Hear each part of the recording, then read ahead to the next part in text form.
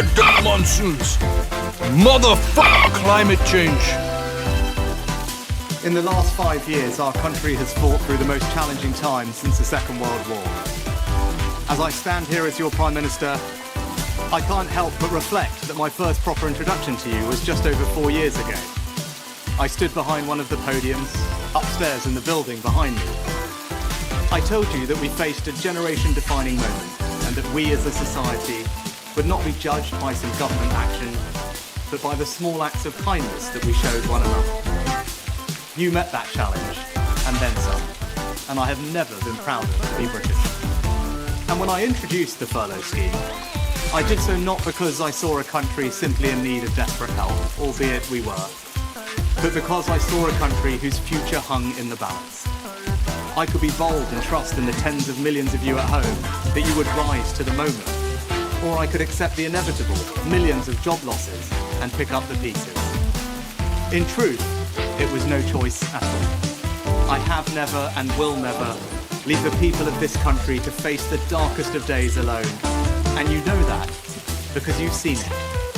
As I did then, I will forever do everything in my power to provide you with the strongest possible protection I can. That is my promise to you. Because for so many of us, it's easy to forget the scale of what we've been through. We were hit by a pandemic that upended normal life. Who would have thought that the government would ever tell us how many times a day we could leave our homes? Then, just as we were recovering from COVID, war returned to Europe, with Putin's invasion of Ukraine sending your energy bills spiralling. I came to office, above all, to restore economic stability.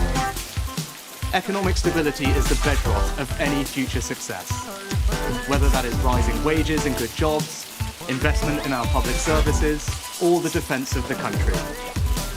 And because of our collective sacrifice and your hard work, we have reached 2 major milestones in delivering that stability, showing that when we work together, anything is possible. Our economy is now growing faster than anyone predicted, outpacing Germany, France, and the United States. And this morning it was confirmed that inflation is back to normal. This means that the pressure on prices will ease and mortgage rates will come down. This is proof that the plan and priorities I set out are working. I recognise that it has not always been easy. Some of you will only just be starting to feel the benefits, and for some, it might still be hard when you look at your bank balance. But this hard-earned economic stability was only ever meant to be the beginning.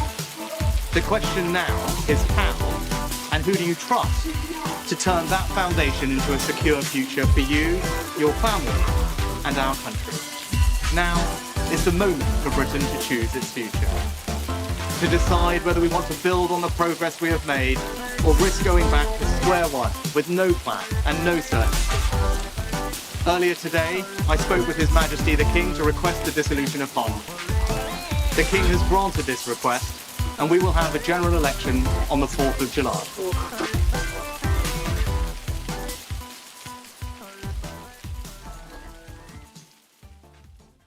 Whether you're in England, Wales, Scotland, or Northern Ireland, this election is about one thing: the future. COVID shut down our economy and threatened our NHS. The war in Ukraine pushed up energy bills and inflation. Over the last year and a half, it's been my job to fix those problems.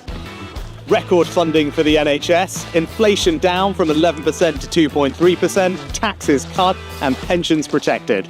That's a plan that's working. And on the other hand, Keir Starmer, he's had 5 years to tell us what he stands for, and still no one knows what he would do. A clear plan with bold action for a secure future. Or back to square one with no plan with Labour. That's the choice of this election.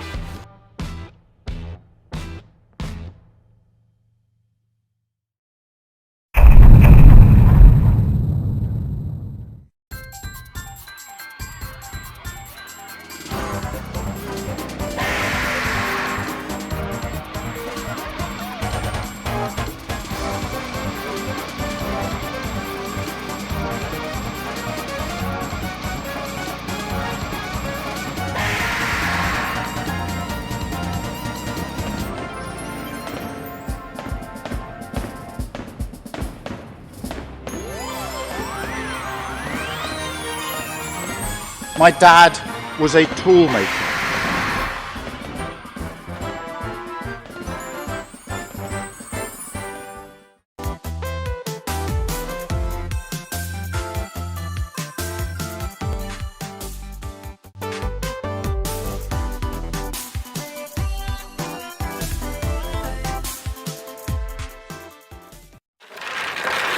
Grapefruit, bubblegum, strawberry, berry burst. When you look at that, what's the first thing that jumps out at you guys? Bright colours.